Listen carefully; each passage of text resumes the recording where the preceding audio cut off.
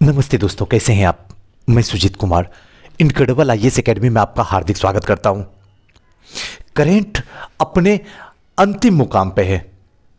अब तक जो भी हमने इस सफर में आपको करेंट दिया, हद तक कोशिश किया कि जब जब परीक्षा मंथन आता गया, चाहे सीरीज 2 हो, 3 हो, 4 हो या 1 वर्षीय हो, हमने सबको आपके सामने रखने की कोशिश किया और आपने बहुत सारा प्यार दिया, इसमें no doubt.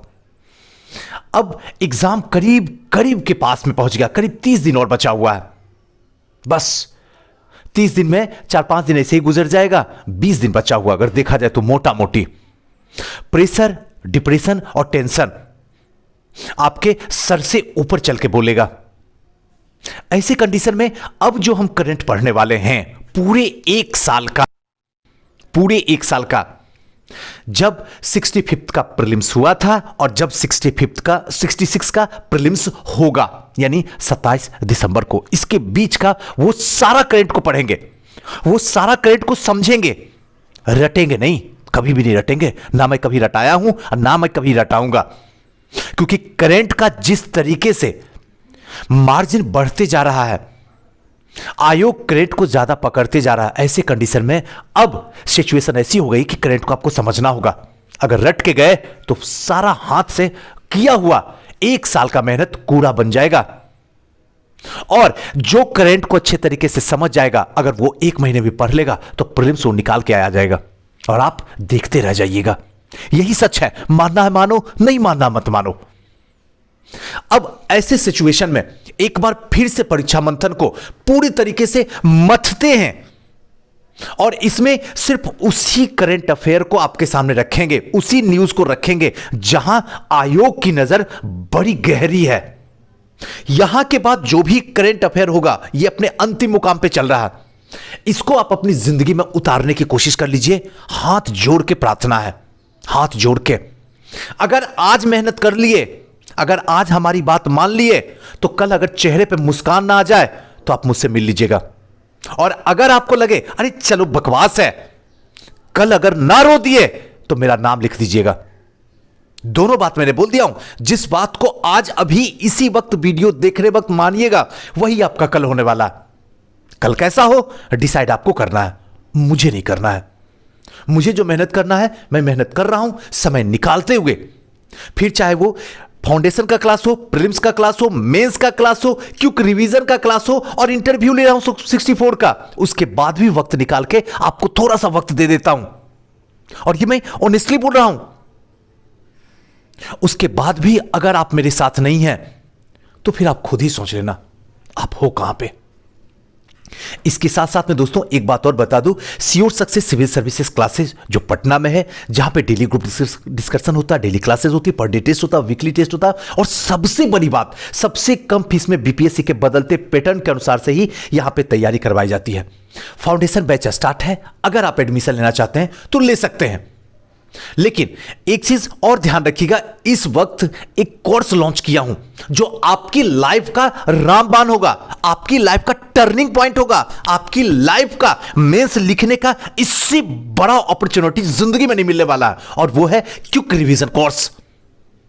Quick revision course अगर आप ऑफलाइन क्लास कीजिएगा तो सिर्फ 2500 रुपए में पूरा 110 नंबर की प्लानिंग चल रही है। आ जाइए। अगर आपको ऑनलाइन करना है तो सिर्फ 2000 फी है। जुड़ जाइए। स्टार्टिंग का 10 मिनट जो है डेली टेस्ट आपको होगा, डेली 30 नंबर 30 क्वेश्चन रहेंगे, उसको टेस्ट देना होगा। बाकी सारे फील्ड के अपने एक्सपर्ट टीचर से आप पढ़िए। यहां पे जो है आपका इकोनॉमी होगा, करंट अफेयर होगा, बिहार स्पेशल होगा, हिस्ट्री का 3 पार्ट्स होगा, साइंस का 3 पार्ट्स होगा। और मटेरियल जो है एक लिमिटेड मिलेगा, सारा मटेरियल नहीं मिलेगा, इस चीज को ध्यान रखिएगा। वही मटेरियल जो आपकी जरूरत की होगी। तो एक अच्छा ऑफर है, एक अच्छी क्लास चल रही है। मैं जरूर कहूंगा, ये नहीं कह रहा हूं कि आप एडमिशन लीजिए, लेकिन ये दिल से कह रहा हूं, एक बार हमारी संस्था आइए, सिर्फ एक बार मिलिए तो सही हमसे, एक बार तो मिलिए।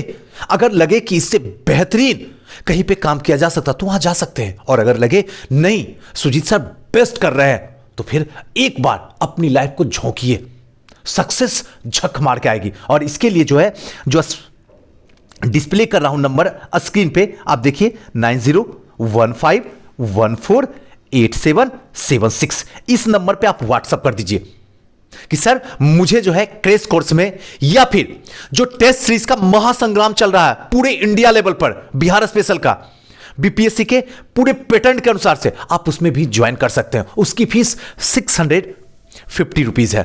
टोटल 13 टेस्ट है, आप वहां भी ज्वाइन कर सकते हैं। उसके लिए भी 9015148776 पे आप मैसेज कर सकते हैं। तो चलिए दोस्तों, आज के सेशन को शुरुआत करते हैं। थोड़ा सा बड़ा हो गया था क्योंकि स्टार्टिंग है। आइए देखते हैं राष्ट्रीय सॉरी, राष्ट्रीय में देखिए इतना सारा को पढ़ना है, लेकिन सॉरी, इतने सारे में सिर्फ हम उसी को पढ़ेंगे जो हमारे लिए इंपॉर्टेंट है। आप देख लीजिए। आइए अब स्टार्ट करते हैं।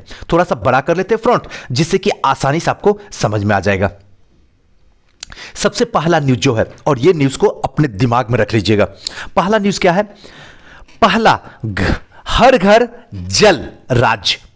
हाल ही में गोवा ग्रामीण क्षेत्रों में 2.30 यानी 2,30,000 ग्रामीण परिवार को सफलतापूर्वक 100% कार्यात्मक घरेलू नल कनेक्शन उपलब्ध कराकर देश का पहला हर घर जल का लक्ष्य प्राप्त करने वाला राज्य बन गया। अब ये क्वेश्चन देगा, ऑप्शन बिहार देगा, मैं गारंटी बताता हूं 90% स्टूडेंट बिहार को मार के चले आएंगे, एकदम श्योर सर्टेन है। लेकिन आप ऐसा मत कीजिएगा, क्योंकि ये जो है किसने प्राप्त किया? तो गोवा ने प्राप्त किया है। दिल, दिमाग और धड़कन में फिट कर लीजिए, क्योंकि यहां के बाद जहां तक ये सीरीज चलेगी, वहां तक इसकी हर एक एक बात को दिमाग में रख लीजिए। मैं आपसे आंख मिला के बता सकता हूं कि इस बार चाहे करेंट अफेयर का 30 क्वेश्चन रहे या 40 क्वेश्चन है, वो तो डिपेंड पड़ता आयोग की कितना देगा। जो भी देगा, अगर 30 देगा तो अगर 27 सही ना हो जाए तो मेरा नाम बदल दीजिएगा। लेकिन इस सीरीज को शुरू से अंत तक आपको देखना होगा, इसकी हर एक बात को पकड़ना होगा। एक बार नहीं, 2-3 बार देखना होगा वक्त निकाल के। चलिए, तो गोवा जो है हर घर जल को लक्ष्य प्राप्त करने वाला पहला राज्य बन गया। इसकी प्रमुख बिंदु को थोड़ा सा समझ लेते हैं, जिसे याद ना करना पड़े। प्रारंभिक उपलब्धि, राज्य सरकार की प्रतिबद्धता और तेजी प्रयास के कारण समय से पहले स्तर पर वर्ष 2024 तक निर्धारित किया गया था, और इस लक्ष्य को सफलतापूर्वक जो है ये प्राप्त कर लिया गया है। क्लियर है? चलिए नेक्स्ट न्यूज।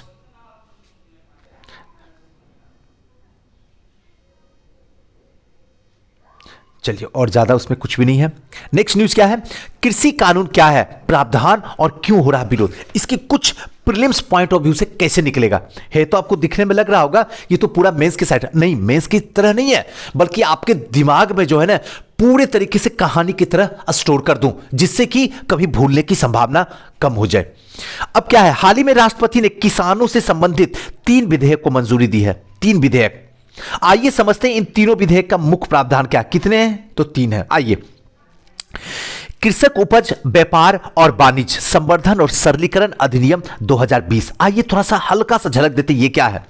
इस कानून में एक ऐसा इकोसिस्टम बनाने का प्रावधान है जहां किसान और व्यापारी को मंडी के बाहर फसल बेचने की आजादी होगी। यानी कि मंडी में ही नहीं, बल्कि मंडी के बाहर में किसान और व्यापारी जो है अपने फसल को बेच सकते हैं, पूरी तरीके से आजाद है।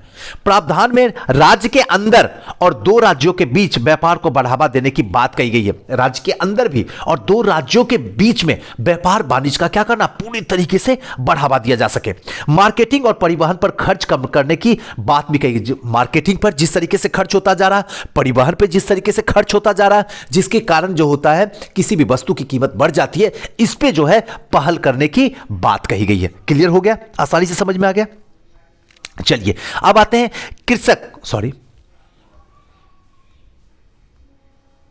कृषक सशक्तिकरण और संरक्षण, यानी कि कीमत आश्वासन और कृषि सेवा पर करार अधिनियम 2020। अब ये दूसरा अधिनियम क्या है, इसको भी पकड़िए। इस अधिनियम में कृषि करारों पर राष्ट्रीय फ्रेमवर्क का प्रावधान किया गया था। कृषि, महिला, पूर्वी क्षेत्र, स्वच्छता और प्रधानमंत्री। अगर यहां से कोई वक्तव्य निकल के आता है तो आप अपने कंठ में इसको रख लीजिए, कभी भी इसको उगलना पड़ सकता है, कभी भी उगलना पड़ सकता है। मैंने कृषि से बोला था और कृषि से क्वेश्चन आ गया मेंस में, जाकर देख लीजिए 65th में जो जो मैंने बताया था वो सारे क्वेश्चन आ गए थे। ये कहना ये सौभाग्य था, ये मैं नहीं कह सकता हूं कि जो मैं कहता हूं वही आता, तो फिर ये टीचर होने के नाते ये कहीं कहीं मैं मजाक का पात्र बन जाऊंगा। लेकिन इस बार सौभाग्य था कि जो जो क्वेश्चन हमने बताया, जो जो क्वेश्चन हमने सिखाया और जो जो क्वेश्चन का हमने टेस्ट लिया, वो सारे के सारे क्वेश्चन लड़ गए। ऐसा बड़ा संयोग होता है कि पूरे के पूरे क्वेश्चन, हाँ एक दो क्वेश्चन लड़ जाते थे कभी, हमेशा, चाहे वो 63वीं में हो, 64वीं में हो, अब 65वीं में भी, लेकिन बड़ा कम होता था। इसलिए मैं जो भी बात बोलता हूं ये नहीं सोच के बोलता हूं कि मुझे पता होता है, लेकिन ये एक अनुमान लगाता हूं कि शायद यहां से क्वेश्चन निकल के आना चाहिए। क्लियर है ना? चलिए आते हैं। यह अधिनियम कृषि उत्पादों की बिक्री, फार्म सेवाओं, कृषि बिजनेस फार्म और प्रोसेसर्स, थोक विक्रेता, बड़े खुदरा विक्रेता और निर्यातक के साथ किसानों को जुड़ने के लिए एक सशक्त करता है। इसके अतिरिक्त इस विधेयक के माध्यम से अनुबंध किसान को गुणवत्ता वाले बीज की आपूर्ति जो होगी, अच्छी बीज की आपूर्ति आसानी से सुनिश्चित कर दी जाएगी। क्लियर हो गया? चलिए अब आते हैं नेक्स्ट जो न्यूज है वो है पोषण माह। एकदम ध्यान रखिएगा, क्या है, हाल ही में प्रधानमंत्री मोदी, फिर से प्रधानमंत्री मोदी की चर्चा हो गई इंपॉर्टेंट, रख लीजिए दिमाग में। अगर आप अभी निगल रहे हैं तो उगलने के लिए तैयार रहिएगा, वैसे ही जैसे मैं निगलवा रहा हूं। हाल ही में प्रधानमंत्री नरेंद्र मोदी और गृह मंत्री अमित शाह ने सितंबर 2020 में पोषण माह 2020 की पहल लॉन्च की है। किसने? तो प्रधानमंत्री नरेंद्र मोदी और गृह मंत्री अमित शाह ने 2020 पोषण माह जो है लॉन्च की है। विदित हो 2018 के बाद पोषण अभियान के तहत प्रत्येक वर्ष, कब से? 2018 से प्रत्येक वर्ष सितंबर माह को पोषण माह के रूप में मनाया जाता। अब देखिए ये इंपॉर्टेंट नहीं है कि प्रधानमंत्री, सबसे बड़ा इंपॉर्टेंट न्यूज है ये पोषण माह है। क्लियर है? अब पोषण माह कौन से माह को कहा जाता है? क्वेश्चन पूछ देगा, आप लोग बस देखते रह जाइएगा। अगर पता होगा कि पोषण कब होगा तो सितंबर में होगा, ठीक है ना? क्लियर है? सितंबर में पोषण माह के रूप में मनाया जाएगा। क्लियर? चलिए आते हैं नेक्स्ट। अब इसके कुछ मुख्य बातें से आपको आसानी से समझ में आ जाएगा। इसमें महीने भर की गतिविधियों को शामिल किया जाएगा, पूरे महीने भर की, जिसमें प्रसव पूर्व देखभाल होगा। क्लियर है ना? प्रसव से पूर्व जो है देखभाल की जाएगी, स्तनपान करवाया जाएगा, एनीमिया को देखा जाएगा, विकास की निगरानी की जाएगी, लड़कियों की शिक्षा, आहार, विवाह की सही उम्र, स्वच्छता, साफ सफाई और स्वस्थ भोजन को जो है आदि इसमें शामिल किया जाएगा।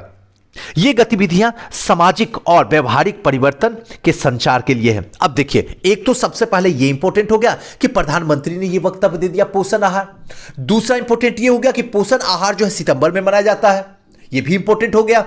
तीसरा है महिलाओं के लिए है, तो ये सबसे बड़ा इंपॉर्टेंट हो गया। तो लो जी, इस बार इंपॉर्टेंट हो गया है, याद कर लीजिएगा पीटी पॉइंट ऑफ व्यू से जो मैं बता रहा हूं। क्लियर है? चलिए आते हैं नेक्स्ट। जम्मू कश्मीर में अब जो है हिंदी उर्दू समेत 5 राजभाषा है, 5, याद रखिएगा। जम्मू कश्मीर में पहले हिंदी और उर्दू होती थी, अब 5 है। अब वो पांचों क्या है जरा एक बार देख लीजिए। 2020 में राष्ट्रपति रामनाथ कोविंद ने जम्मू कश्मीर के आधिकारिक भाषा विधेयक पर हस्ताक्षर कर दिए और गौरतलब है इसके तहत अब जम्मू कश्मीर में 5 राजकीय भाषा होगी, 5, याद रखिएगा। अब यहां भी क्या होगी? 5 राजकीय भाषा होगी। 5 राजकीय भाषा क्या क्या होगी? उर्दू तो आप जानते ही है, हिंदी तो आप जानते ही है, पता ही है। अब अंग्रेजी इसमें जोड़ दिया गया, 1 कश्मीरी जोड़ दिया गया, 2 डोगरी जोड़ दिया गया, 3 को आधिकारिक भाषा का रूप में दर्जा देने का प्रावधान किया गया। किसको किसको? उर्दू को, हिंदी को, अंग्रेजी को, कश्मीरी को और डोगरी को। यहां था क्या क्या? तो उर्दू था, कश्मीर है तो कश्मीरी भाषा बोली जाती थी कश्मीर में, लेकिन उससे ज्यादा कहीं कहीं उर्दू बोली जाती थी। तो उर्दू, कश्मीरी और हिंदी ये तीनों तो थी, लेकिन वहां राष्ट्रीय भाषा जो थी, राज्य की भाषा जो थी वो उर्दू थी। जैसे अगर बिहार में मैं पूछ लूं कि यहां की राज्य की भाषा क्या है, तो आपको हिंदी और उर्दू दोनों बताना होगा। वैसे ही वहां भी था उर्दू और कश्मीरी। उसके बाद वहां पे जो है धीरे धीरे फिर से वहां डोगरी जोड़ दिया गया, अंग्रेजी जोड़ दिया गया, ठीक है ना? ये सबको टोटल 5 राजकीय भाषा कर दिया गया, याद रखिएगा। क्लियर हो गया ना? कौन कौन? उर्दू, हिंदी, अंग्रेजी, कश्मीरी और डोगरी। डोगरी याद रखिएगा, बाकी आपको सब कुछ याद हो जाएगा, मुझे ऐसा भरोसा है आप पे। चलिए आते हैं स्वच्छता। अभी जस्ट हमने चर्चा किया था कि पूर्वोत्तर राज्य, बार बार इसीलिए कहता हूं ताकि आपके दिमाग में याद रह जाए, कहीं भी न्यूज रहे, न्यूज़पेपर में पढ़े तो उसको ऑब्जर्व कर लीजिए। क्लियर है ना? पूर्वोत्तर राज्य, प्रधानमंत्री का वक्तव्य, महिलाएं, पर्यावरण, स्वच्छता।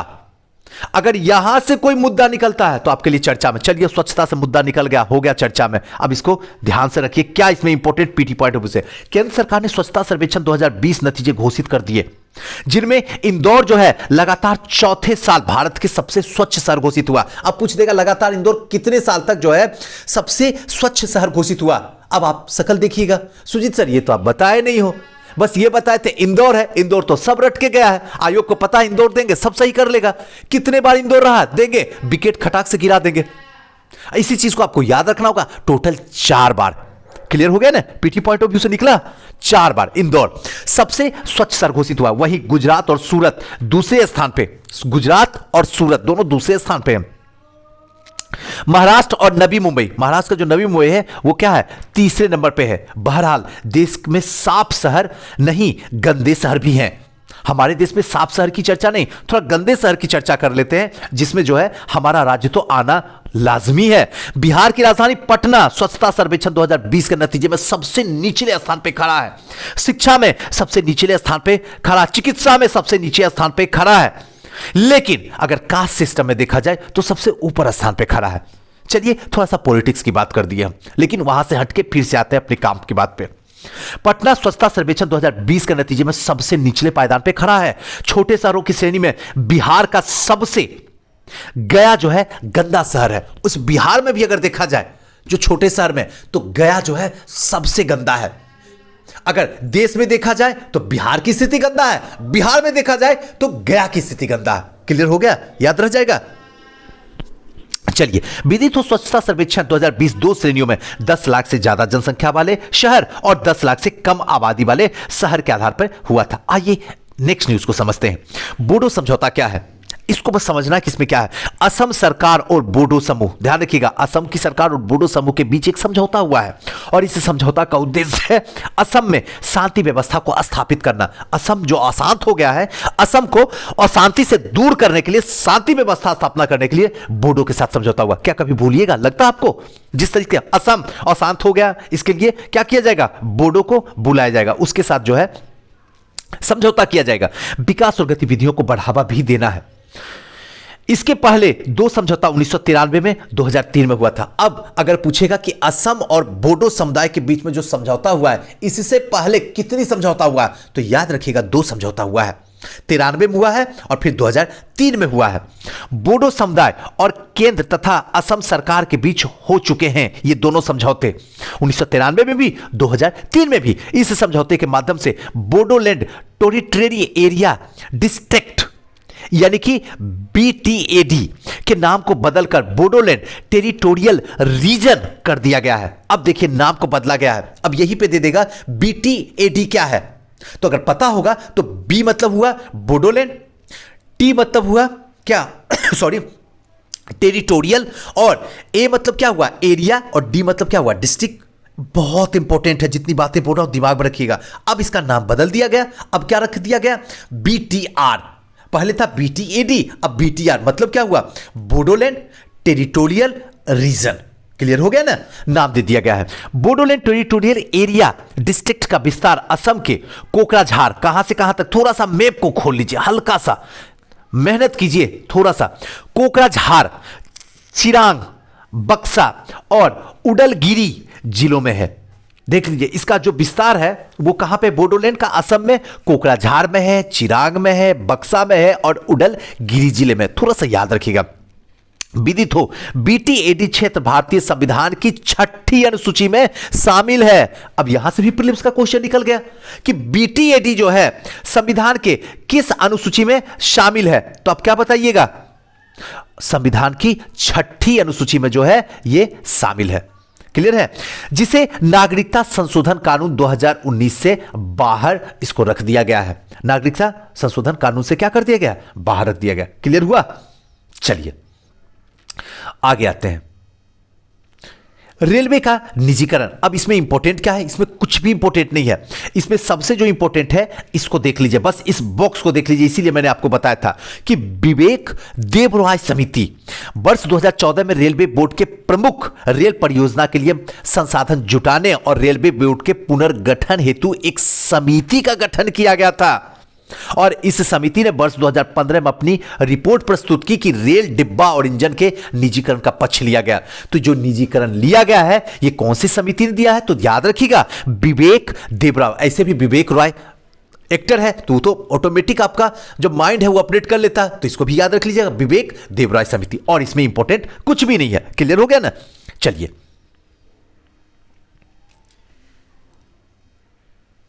आइए जो इंपॉर्टेंट है उसको देखते हैं। अब थोड़ा सा नजर दौड़ाते हैं किस पे? एनपीआर, एनआरसी और सीएए, इसको समझते हैं क्या है तीनों। मैं जानता हूं इतनी बार ये हाईलाइटेड रहा है कि आपको समझ में आ गया होगा, लेकिन अब इसमें प्रीलिम्स का क्वेश्चन कैसे बनेगा वो समझाना मेरा काम है। एनपीआर का मतलब होता है राष्ट्रीय जनसंख्या रजिस्टर। याद रख लीजिएगा, ये क्वेश्चन देता है और आपको जो है ऑप्शन में बदल देगा, रजिस्ट्रेशन लिख देगा, रजिस्ट्रार लिख देगा, रजिस्टर लिख देगा, इनमें से कोई नहीं या फिर एक से अधिक, फंस जाइएगा। तो इसलिए याद रखिएगा राष्ट्रीय जनसंख्या रजिस्टर। राष्ट्रीय जनसंख्या रजिस्टर यानी कि एनपीआर देश के निवासियों की एक सूची है। यह प्रूव करता है कि हम इस देश के वासी हैं। सामान्य निवासी उसे माना गया है जो पिछले 6 माह से भारत में कहीं भी एक जगह पर रह रहा हो, जिसको कहते हैं सामान्य निवासी। 6 महीने तक भारत में कहीं भी समान रूप से रह रहा हो या फिर अगले 6 माह वहां रहने का इरादा रख रहा हो, उसी को ही माना जाएगा सामान्य नागरिक। अगर कोई विदेशी व्यक्ति देश के किसी हिस्से में 6 महीने से ज्यादा समय से रह रहा हो तो उसका ब्यौरा भी एनपीआर में दर्ज होगा। कोई विदेशी अगर 6 महीने ज्यादा रहा हो, इसमें गोवा, कस्बा, जिले से लेकर राज्य और राष्ट्रीय स्तर पर डेटाबेस तैयार किया जाएगा। नागरिकता कानून 1955 में वर्ष 2003 में संशोधन करके एनपीआर के प्रावधान जोड़े गए। पहले 1955 था, उसका संशोधन 2003 में किया गया था। तो याद रखिएगा 1955 में जो संविधान था उसका संशोधन कब किया गया था? तो 2003 में किया गया था। क्लियर हो रहा है ना? अब हर लोग की पहचान और जानकारियां का ब्यौरा इकट्ठा करने का इसका उद्देश्य था। क्लियर हुआ? आइए, एनसीआर वह रजिस्टर है जिसमें सभी भारतीय नागरिकों का विवरण शामिल है। 1951 के जनगणना के बाद इसे तैयार किया गया था। कब तैयार किया गया था? एनआरसी को ध्यान रखिएगा, एनआरसी यानी कि राष्ट्रीय नागरिक रजिस्टर को 1991 की जनगणना के दौरान ही तैयार किया गया था। याद रहेगा, रजिस्टर में उस जनगणना के दौरान गणना किए गए सभी व्यक्तियों का विवरण जो है इसमें शामिल है। इसमें केवल उन भारतीयों के नाम को शामिल किया जा रहा है जो 25 मार्च 1971 के पहले असम में रह रहे थे। यह असम का चर्चा है। 1971 से पहले ही असम में रह रहे थे, उन्हीं की चर्चा है। इसके बाद राज्य में पहुंचने वाले बांग्लादेश वापस भेज दिया जाएगा। उसके बाद जो पहुंचे हैं उन सारे लोगों को बांग्लादेश जो है वापस भेज दिया जाएगा। एनआरसी उन्हीं राज्यों में लागू होता है जहां अन्य देश के नागरिक भारत में प्रवेश करते हैं। उसी राज्य में जहां पे अन्य देश के नागरिक भारत में प्रवेश करते हैं। अगर मान लीजिए बिहार में एनसीआर लागू हो तो इसका मतलब है नेपाली लोग ज्यादा चले आए हैं, तो फिर क्या होगा? यहां पे एनसीआर लागू हो जाएगा। एनआरसी की रिपोर्ट बताती है कौन भारतीय नागरिक है और कौन भारतीय नागरिक नहीं है। क्लियर हुआ?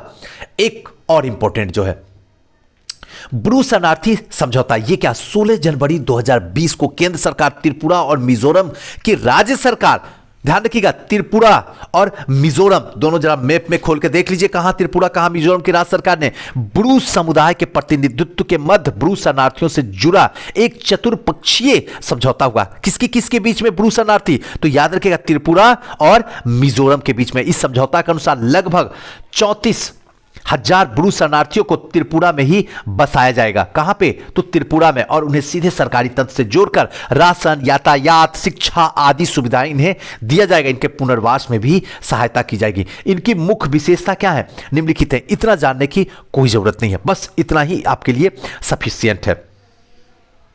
क्लियर है? स्वास्थ्य आपातकाल एक आज का जो है लास्ट देख लेते हैं, उसके बाद दूसरे पार्ट में इसको रख लेंगे ताकि ज्यादा वीडियो बड़ा भी ना बन सके।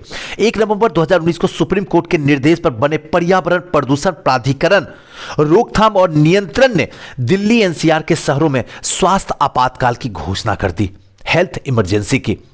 इसके साथ दिल्ली, नोएडा, गाजियाबाद, गुरुग्राम, फरीदाबाद जिले में 5 नवंबर 2019 तक हर प्रकार के निर्माण कार्य पे रोक लगा दी जाएगी। 5 नवंबर 2019 के बाद जितने भी कार्य काम हो रहे हैं सब पे रोक लग जाएगा। इस आपातकाल की घोषणा के साथ ही पूरे दिल्ली एनसीआर में शीत ऋतु के दौरान आतिशबाजी पर रोक लगेगी। अब कोई भी पटाखा नहीं छोड़ सकते हैं दिल्ली एनसीआर में। हॉट मिक्स प्लांट और स्टोर क्रेशर भी 5 नवंबर 2019 तक बंद रखने का आदेश दिया गया है। आपात सेवाओं के अलावा डिजिटल जनरेटर के इस्तेमाल पर पाबंदी लगा दी गई है। आपातकाल के अलावा जो भी डिजिटल जनरेटर है उसके इस्तेमाल पे पूरी तरीके से प्रतिबंध लगा दिया गया। आइए जो इंपॉर्टेंट है उसको समझने की कोशिश। क्या है हेल्थ इमरजेंसी? क्या है? वर्ल्ड हेल्थ ऑर्गेनाइजेशन WHO ने तय किया कि परिभाषा के अनुसार जब कोई खास इलाका किसी गंभीर स्वास्थ्य खतरों से जूझ रहा होता है तब उस शहर, राजधानी, राज्य या देश में हेल्थ इमरजेंसी लागू किया जाएगा। इसे ही कहा जाता था हेल्थ इमरजेंसी। इसका सीधा सा मतलब होता था कोई खास इलाका जो गंभीर स्वास्थ्य खतरों से जूझ रहा है। क्लियर है?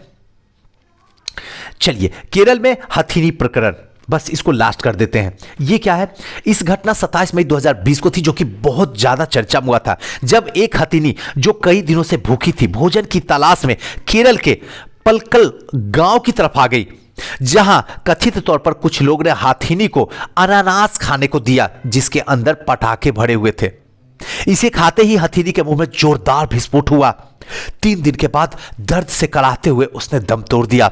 उसकी दर्दनाक मौत के बाद लोग आरोपियों के खिलाफ कार्रवाई की मांग करने लग गए, जिसके फलस्वरूप 4 जून 2020 को केरल के एक व्यक्ति को हाथी की हत्या के जुर्म में गिरफ्तार कर लिया गया था।